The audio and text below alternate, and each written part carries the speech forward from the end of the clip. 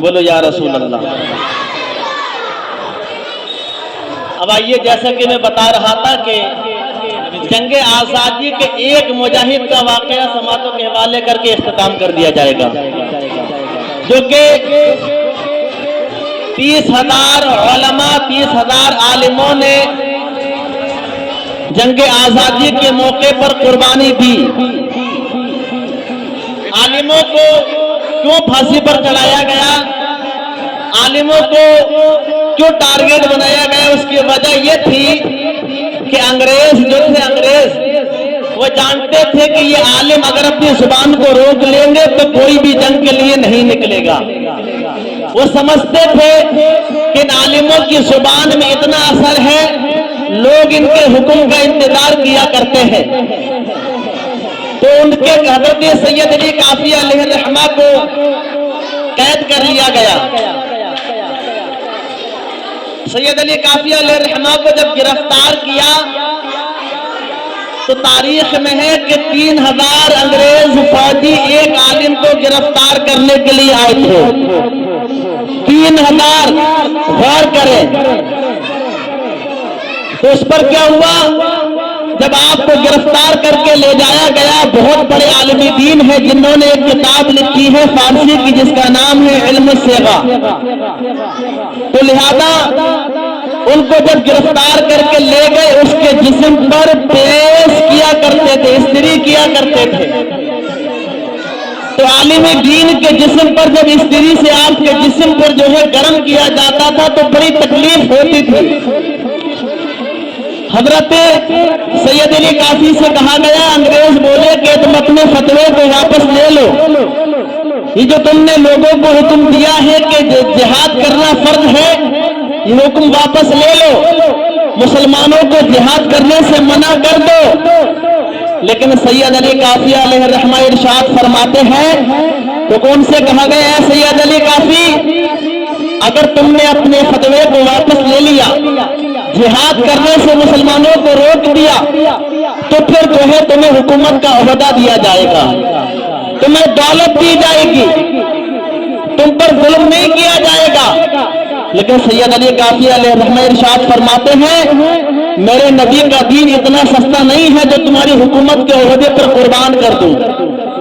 تم کتنی ہی تکلیف دیتے رہو لیکن اللہ کا یہ بندہ سید علی کافی کبھی تمہارے آگے سر نہیں جھکائے گا۔ آپ انکار کر دیتے ہیں تو یہاں تک کہ آپ کو پورے ہفتہ بھر تکلیف دی جاتی ہے۔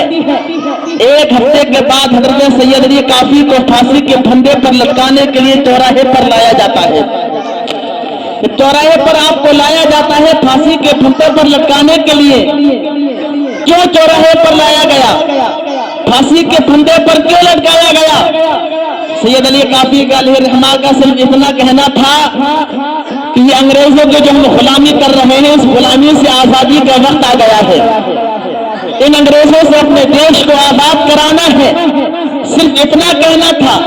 دیش کو آزاد کرانے کے لیے اتنا ظلم کیا گیا، آخر میں جب آپ کو پھانسی کے پھندے پر لٹکایا جانے لگا تو آپ سے پوچھا گیا کہ اے سید علی کافی تمہاری خواہش کیا ہے، تم کیا چاہتے ہو؟